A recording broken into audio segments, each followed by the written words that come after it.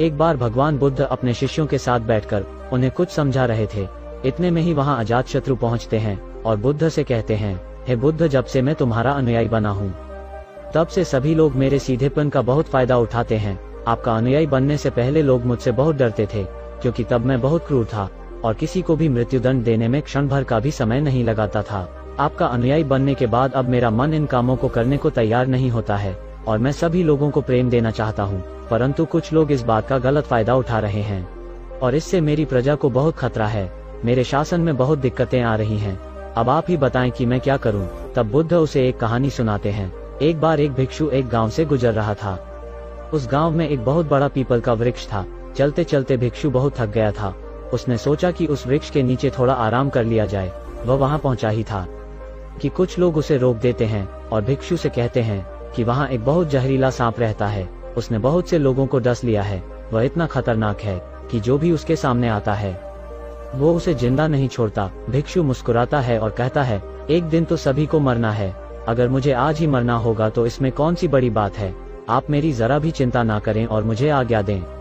भिक्षु वहां से चल देता है और पेड़ के नीचे अपना आसन बिछाकर बैठ जाता है। थोड़ी ही देर बाद उसके सामने सांप आता है और उससे कहता है, क्या तुम्हें मुझसे डर नहीं लगता? क्या तुम्हें पता नहीं यह मेरा इलाका है और यहाँ पर आने की किसी की भी हिम्मत नहीं होती? तब भिक्षु उसे बहुत ही प्रेम के साथ कहता है, इसमें डर वाली कौन सी बात है? तुम जो भी करते हो वह इसलिए करते हो क्योंकि तुम्हें डर है कि कोई तुम्हें मार ना दे, इसीलिए तुम दूसरों को डराते हो। मुझे किसी बात का डर नहीं, ना ही मुझे मृत्यु का डर है और ना ही जीवन की लालसा है। कोई मुझे नुकसान पहुंचा ही नहीं सकता तो फिर मैं क्यों डरूं? सांप को यह सुनकर बहुत गहरा आघात पहुंचता है। उसने आज तक ऐसे व्यक्ति देखे जो उससे डर कर भागते थे। उसने आज तक ऐसा कोई भी व्यक्ति नहीं देखा था जो उससे नहीं डरे। भिक्षु की इतनी बातें सुन सांप उनके चरणों में लेट जाता है और उनसे कहता है, आज तक मैंने जो भी किया अपनी जान बचाने के लिए किया, क्योंकि अगर मैं इस तरह का रूप धारण नहीं करता तो लोग मुझे जिंदा नहीं छोड़ते। तब भिक्षु उससे कहता है, तुम एकदम सही कह रहे हो, लेकिन अगर तुम इस मोह से मुक्त होना चाहते हो तो एकदम शांत हो जाओ, प्रेम से भर जाओ और यह जानो कि एक दिन जीवन समाप्त हो ही जाएगा। उसके लिए बुरे कर्म करने की कोई आवश्यकता नहीं है। इतना कहकर वो भिक्षु वहां से चला जाता है और सांप उस भिक्षु की सारी बातें अपने दिमाग में बैठा लेता है और वो यह तय करता है कि आज से वो कोई भी गलत काम नहीं करेगा। सांप सभी बुरे कर्मों को छोड़ देता है, लेकिन इसका उस पर उल्टा असर पड़ता है। जो लोग उसे पहले देखकर भागते थे अब उसके सीधेपन का गलत उपयोग करने लगे। अब सब लोग उसे छेड़ते, उसे चोट पहुंचाते। अब सांप बहुत दुखी रहने लगा और बहुत ज्यादा चोट से ग्रस्त रहने लगा। अब उसके शरीर पर बहुत से चोट के निशान बन गए, क्योंकि अब वह लोगों को नुकसान नहीं पहुंचाता था और सभी लोगों के साथ प्रेम से रहने की कोशिश करता। लेकिन लोगों में उसके प्रति जो भय था वही उसे सुरक्षित रखता था।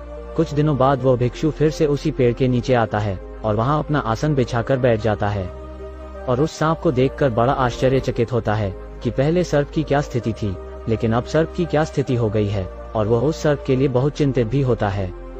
भिक्षु को देखकर सांप कहता है, हे भिक्षु, जब से आपने मुझसे कहा कि मैं शांत हो जाऊं और प्रेम को अपनाऊं तब से लोगों ने मुझसे बहुत गलत व्यवहार करना शुरू कर दिया, जिससे मुझे जीवन जीने में बहुत कठिनाई हो रही है। अब आप ही बताएं मुझे क्या करना चाहिए? भिक्षु कहता है, हे मित्र, मैंने तुमसे यह नहीं कहा था कि तुम अपने स्वभाव को ही बदल लो। तुम सर्प हो और क्रूरता ही तुम्हारा स्वभाव है। अगर तुम क्रूरता नहीं रखोगे तो लोग तुम्हें खत्म कर देंगे, लेकिन इसका मतलब यह नहीं है कि तुम्हारे भीतर जो उद्देश्य है उसे गलत रखो। तुम्हें भीतर से अपने आप को सही रखना है और बाहर से खुद को वह दिखाना है जो जरूरी है, क्योंकि सर्प एक जहरीला जीव है और लोगों में उसके लिए भय होना आवश्यक है। अगर लोगों के अंदर तुम्हारे लिए भय नहीं होगा तो लोग तुम्हें हानि ही पहुंचाएंगे, लेकिन तुम्हें भीतर से अपने आप को सही रखना चाहिए कि तुम्हें किसी को नुकसान नहीं पहुंचाना है, केवल अपना भय बनाए रखना है। गौतम बुद्ध कहते हैं, तो अजातशत्रु तुम इस कहानी से क्या समझे? तो इसका मतलब यही है कि तुम अपने स्वभाव को मत बदलो, तुम अपने आप को समझो। तुम अपने आप को प्रेम पूर्ण पाओगे तो अपने उद्देश्य को अच्छा पाओगे, फिर तुम्हें उससे खुशी मिलेगी और जब तुम्हें खुशी मिलेगी तो तुम लोगों को खुशी दे सकोगे। और यहाँ इस बात की जरा भी जरूरत नहीं है कि तुम बाहर से लोगों को क्या दिखा रहे हो, जरूरत इस बात की है कि तुम भीतर से अपना उद्देश्य क्या रखते हो।